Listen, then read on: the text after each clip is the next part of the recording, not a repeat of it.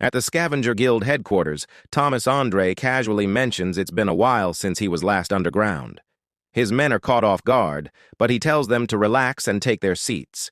As the gate opens, his assistant questions if he's really planning to give that away as a gift. Thomas replies by asking if it isn't worth the lives of him and his guild members. She clenches her fist, denying that it's just a simple item. He then asks if she doubts Jinwoo's ability to wield such a weapon, but she remains silent.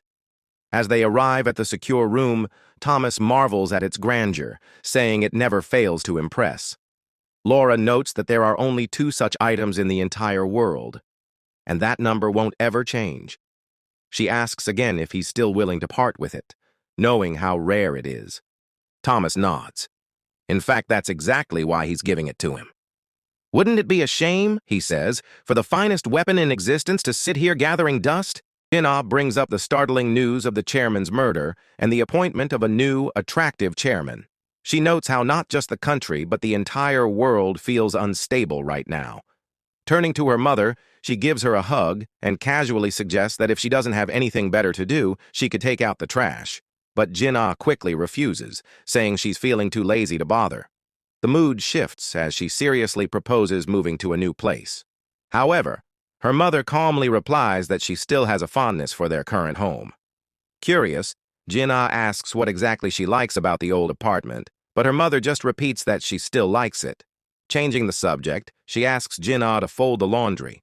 When Jinwoo heads to the laundry room, she sees something unsettling that sends her running out in a panic. On the street, rumors are already flying. People are whispering whether it's true that Thomas Andre is currently inside the Ajin Guild's office. Inside the guild, Jinwoo is nervously trying to keep his cool as he processes the fact that Thomas Andre, one of the world's strongest hunters, has flown all the way to Korea and is sitting right there. And to add to that shock, Leonard Neerman, Germany's top hunter, is also present. 2 hours pass, and a nervous Jinwoo continues trying to get in touch with Jinwoo. Leonard, on the other hand, is surprised that even someone like Thomas Andre would personally come searching for Jinwoo and wonders if he'll actually get the chance to meet him. Laura, translating for Thomas, explains that Jin might be in the middle of a raid and doesn't seem to visit the office often. Just then, Jinwoo returns, sparking excitement among the guild members who knew reporters had been waiting outside. Jinwoo senses that Thomas had been there based on the lingering aura in the room. Jinwoo immediately asks why he wasn't answering his phone, and Jin replies that he was occupied. His torn clothes back up that claim. He explains that with the recent surge in dungeon outbreaks, he can't afford to relax, especially since Baru and Igris are about to level up. Thomas greets Jinwoo and reminds him of their agreement to share a meal once his arm healed. He also says he brought along a special gift. Jinwoo raises an eyebrow, curious, and Thomas, clearly amused, says he's glad to see some excitement and suggests they move somewhere private, because what he brought is too dangerous to hand over in public. Back at the office, Jinwoo grows increasingly suspicious and wonders if this could be a setup. Jinwoo notices the other man with Thomas and asks who he is. Leonard steps up and introduces himself, and Jin assumes he's probably there to request some sort of protection deal. But before the conversation can go further, Thomas smoothly steps in and invites Jinwoo to come with him. Leonard, clearly annoyed, points out that he's been waiting over 2 hours and deserves to be included in the conversation. But Thomas firmly says no, the topic is classified, and not something someone like Leonard should be part of. As they walk off, Leonard watches, baffled and frustrated, not used to being pushed aside like this.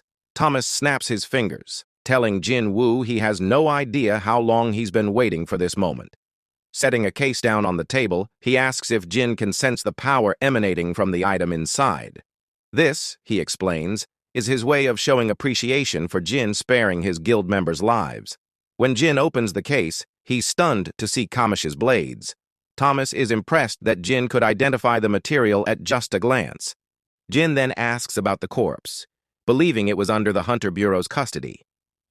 Thomas explains that they handed over Kamish's body, hoping that their cooperation would earn them something more valuable than money.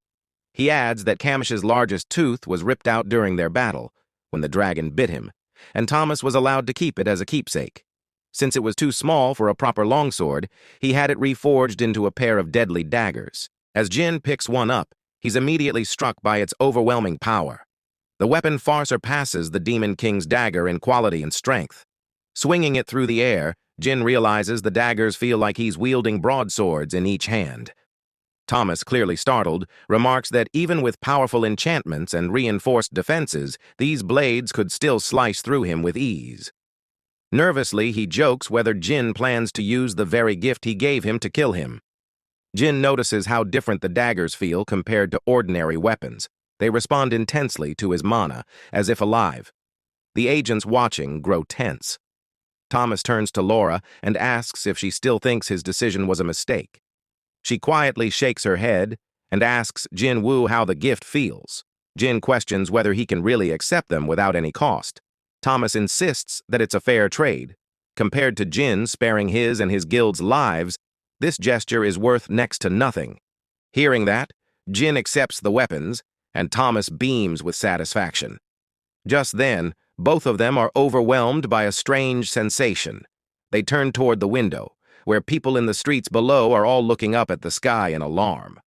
Jin wonders if this is the true nature of the immense magical energy that has been gathering above Seoul.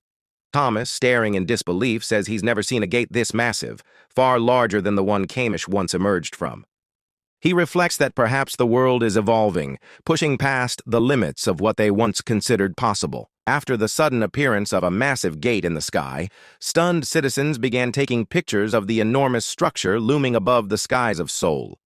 Dr. Belzer addresses the situation, stating that he had previously warned about the concentration of magical energy in the atmosphere.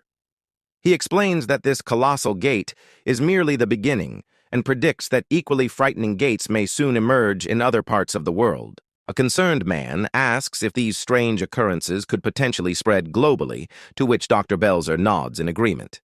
The man notes that the doctor has been researching these gates and their dangerous nature for some time, and asks whether any countermeasures have been prepared. Belzer simply advises that they pray and hope the situation doesn't spiral into disaster. Meanwhile, as Jinwoo approaches the gate, he finds himself unable to pass through its threshold. He comments on how strange it is, comparing the invisible barrier to a wall. However, this is no ordinary wall. It's one that even someone of his power, a monarch, cannot breach. He begins to suspect that the creatures inside this gate might be far more dangerous than anything they've encountered before. Still, with his loved ones at stake, he refuses to let any threat escape. Suddenly, Jin's phone rings, and he answers to hear Jin Chul on the other end. Due to the altitude, the connection is poor, and Jin Chul suggests calling back. Jin brushes it off, saying it's nothing serious, and jokes about addressing Jin Chul as chairman now. Jin Chul laughs it off, admitting he's still adjusting to the role and doesn't feel worthy of the title. Jinwoo then inquires if he followed up on the information he requested. The chairman confirms, saying that hunter associations across the globe have been asked to scan the regions using satellites, but no new gates have surfaced, aside from the ones already known. Jin questions the odds of no new gates appearing in the 3 hours since this massive one opened and concludes that such timing is no coincidence.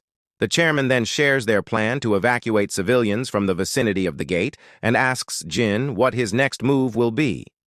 Jin calmly replies that he isn't sure what tomorrow will bring, but someone has to remain behind to plant apple trees.